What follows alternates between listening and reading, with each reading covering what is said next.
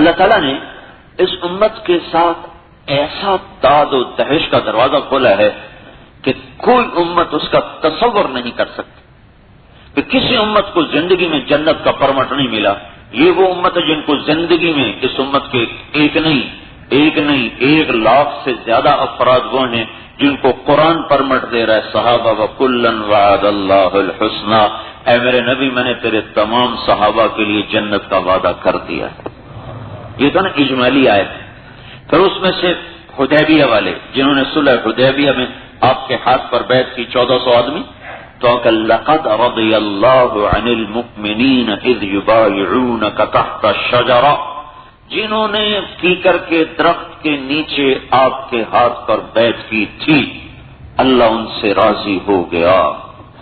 ایک اور مزے کی بات، ید اللہ فوق ایدیہم، او کیا لوگ تھے بھائی، کیا یہ دعوت کا کام ہے۔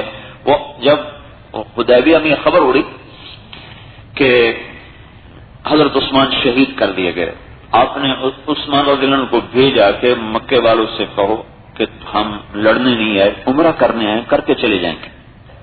پہلے آپ نے حضرت عمر سے فرمایا تو جا، وہ کہنے لگے یا رسول اللہ میرا تو خاندان ہے مکے میں چھوٹا سا، وہ میری حفاظت نہیں کر پائے گا، اگر مکے والوں کی نیت خراب ہو گئی تو میرا خاندان مجھے نہیں بچا سکتا، آپ عثمان کو بھیجیں، ان کا خاندان بنو امیہ ہے، تکڑا خاندان ہے، ان کو کوئی شرارت ان کے ساتھ نہیں کر سکے گا۔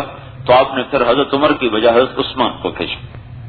جب وہ چلے گئے تو صحابہ نے کہا یا رسول اللہ عثمان کے تو مزے ہو گئے، جا کے عمرہ کر لے گا، ہم رہ گئے۔ تو آپ نے فرمایا مجھے امید ہے کہ عثمان میرے بغیر کبھی نہیں کرے گا۔ تو چونکہ یہ بنو امیہ میں سے تھے اور بنو امیہ بہت تپڑے لوگ تھے، تو انہوں نے حضرت عثمان کا بڑا استقبال کیا اور پھر ان سے کہا کہ عثمان اب تم تو آ گئے ہو، تم تو عمرہ کر لو۔ تو انہوں نے فرمایا میرا نبی نے کہے میں کروں یہ کیسے ہو سکتا ہے۔ تو یہ خبر اڑ گئی حدیبیہ میں کہ عثمان شہید کر دیے گئے، تو اس وقت آپ کو جلال آ گیا اور آپ نے درخت کے نیچے کیکر کے درخت کے نیچے بیٹھ کر کہا آؤ بھئی آج میرے ہاتھ پر بیعت کرو، یا ہم سارے مر جائیں گے یا عثمان کے قتل کا بدلہ لیں گے۔ تو آپ کا سیدھا ہاتھ تھا، تو لوگ آ کر اپنا ہاتھ آپ کے ہاتھ پر رکھتے رہے۔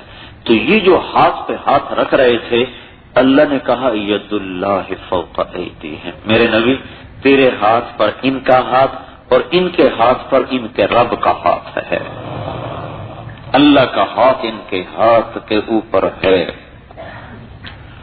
اور اس میں عثمان کو وہ عزت ملی ہے جو کسی صحابی کو نہیں ملی، کسی کو نہیں ملی۔ آپ نے سب سے سیدھے ہاتھ سے بیعت لے رہے تھے، سیدھے ہاتھ سے بیعت لے رہے تھے، اور وہ آ کر ایسے اپنا سیدھا ہاتھ ایسے رکھ رہے۔ جب سب ختم ہو گئے تو آپ نے اپنا الٹا ہاتھ نکالا اور اپنے سیدھے ہاتھ کو یوں رکھا، کہ یہ میرا ہاتھ ہے اور یہ عثمان کا ہاتھ ہے۔ یہ عزت عثمان کو، یہ میرا ہاتھ ہے، یہ عثمان کا ہاتھ۔ تو ان کے اندر کے جذبے ایسے تھے کہ اللہ تعالیٰ نے کہا یہ ان سے میں راضی، اس لیے آپ نے کہا تھا حدیبیہ میں شریک ایک آدمی بھی جہنم میں نہیں جا سکتا۔ پھر بدر والے اور اس میں وی آئی پی ہو رہے ہیں، سارے صحابہ بھی ہیں، ان میں اور خصوصیت ہو رہی ہے کہ آپ نے ارشاد فرمایا کہ لعل اللہ اطلع علی اہل بدر فقال لهم اعملوا ما شئتم فانی قد غفرت لكم، میرے اللہ نے بدر کے 313 لوگوں سے کہا ہے جو مرضی کرو میں نے تمہاری بخشش کر دی، میں نے تمہیں معاف کر دیا۔ تو یہ بھی اس امت کی خصوصیت، ان کو زندگی میں بشارتیں ملی، اور یہ بھی اس امت کی خصوصیت ہے کہ اس میں سے نامزد کیے گئے۔ بدر والے جنتی، نامزد تو کوئی نہیں، حدیبیہ والے جنتی، سارے صحابہ کرام کا، ابو بکر جنتی، عمر جنتی، عثمان جنتی، علی جنتی، طلحہ جنتی، زبیر جنتی، سعد جنتی، ابو عبیدہ جنتی، عبد الرحمن جنتی، اور سعید بن زید جنتی، ایک ایک کا نام لے کر آپ نے ارشاد فرمایا یہ سب جنتی ہیں۔ عورتوں کے لیے آپ نے فرمایا رومان، جنت کی کوئی حور دیکھنا چاہے تو رومان کو دیکھے، جنتی عورتوں سے عورت سے کوئی شادی کرنا چاہے تو وہ ایمن سے شادی کرے۔